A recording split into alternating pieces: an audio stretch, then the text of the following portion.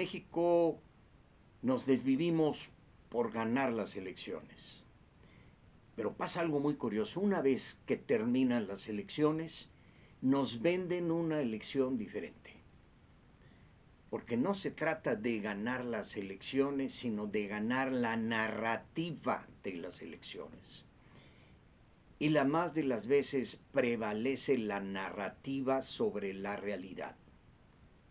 Falta poco para que lo veamos.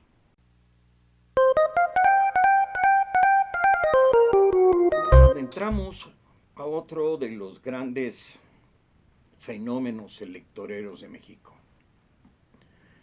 Porque primero nos preocupamos por ganar las elecciones, luego hacemos las elecciones, y lo tercero es ganar la narrativa de las elecciones. En México prevalece más la narrativa que se crea de la elección, generalmente una narrativa falsa, de lo que realmente fue la elección. Y permanece en el inconsciente social una narrativa totalmente tergiversada, pero que tiene más credibilidad, por absurda, por temeraria, por desquiciada que parezca, que la propia realidad. Déjenme contarles una historia, es una historia más o menos vieja ya. En octubre del 90 se crea el primer IFE, el antecedente de lo que hoy conocemos como el INE.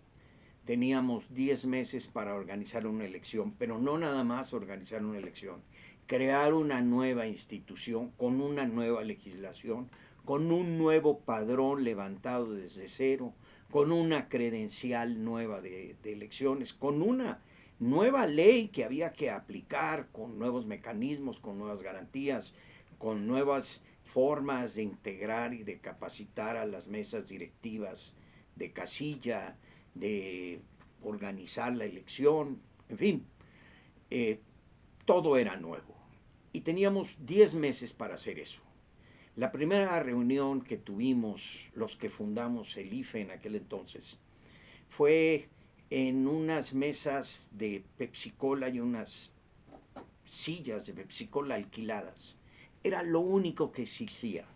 Unos nombramientos, 11 funcionarios o 12 que integrábamos la Junta General Ejecutiva y unas mesas alquiladas. Así empezamos a trabajar 10 meses antes de la elección. Bueno, la elección del 91, elección intermedia federal, fue una elección que salió en términos generales positiva. Hubo sus errores, sus equivocaciones, pero en términos generales fue una elección reconocida, legitimada, no impugnada. Y los funcionarios que hicimos esa elección, habrá que decir que era un IFE muy pequeño, muy elemental, iniciaba, no tiene nada que ver con este monstruo que terminó siendo el INE. Pues esos funcionarios nos dedicamos a organizar la elección. Y nunca pensamos que además de organizar la elección y sacar adelante la elección, teníamos que enfrentar la última gran batalla, que era la batalla de la narrativa. Y, por supuesto, la perdimos. Al día siguiente de la elección, la narrativa de esa elección no tenía nada que ver con lo que habíamos vivido en los últimos 10 meses y con lo que había sucedido el día de la jornada electoral.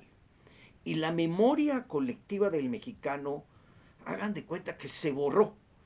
Y de repente lo que habían vivido ellos propiamente, personalmente en la casilla, pues resulta que no, que ya era otro mundo, que era otra historia, que eran otras cosas las que habían sucedido.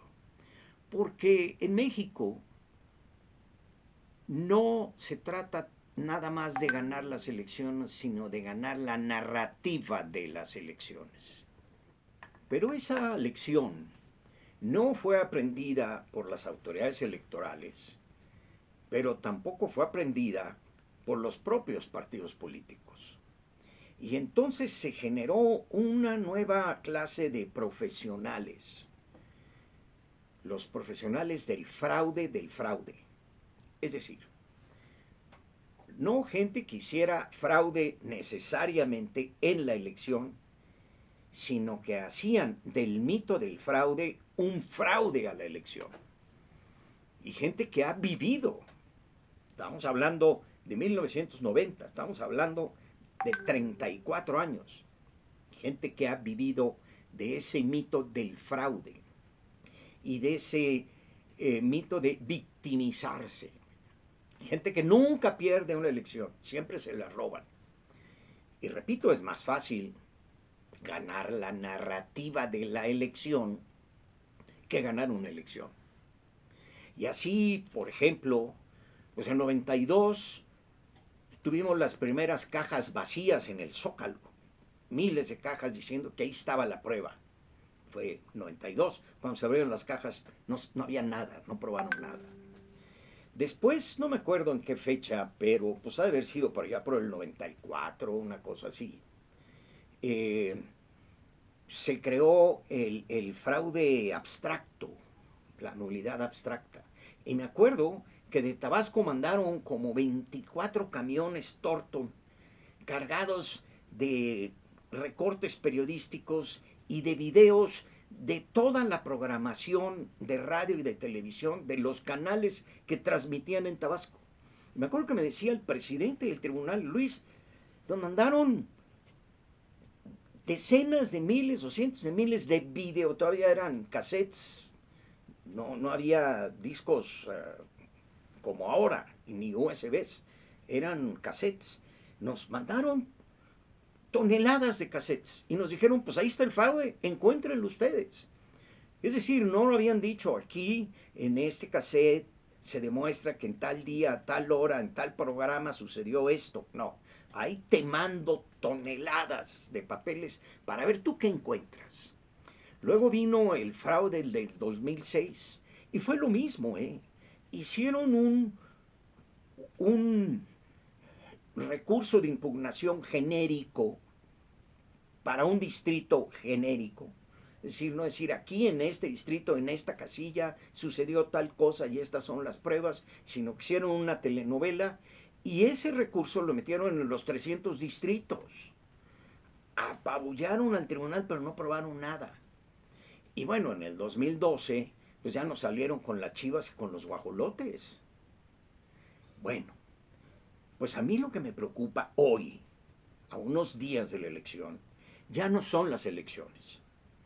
Me preocupan la narrativa que van a hacer de las elecciones el día siguiente los expertos en la narrativa del fraude. Y le apuestan a que somos un pueblo de crédulos, un pueblo educados en las telenovelas de Televisa, un pueblo, ya lo vimos, que cree en López Obrador, a pesar de 5 años de su gobierno. Y no tengo solución, tengo preocupación. No sé cuál vaya a ser la narrativa el día 3 de junio. ¿Y cómo la vamos a tomar los mexicanos?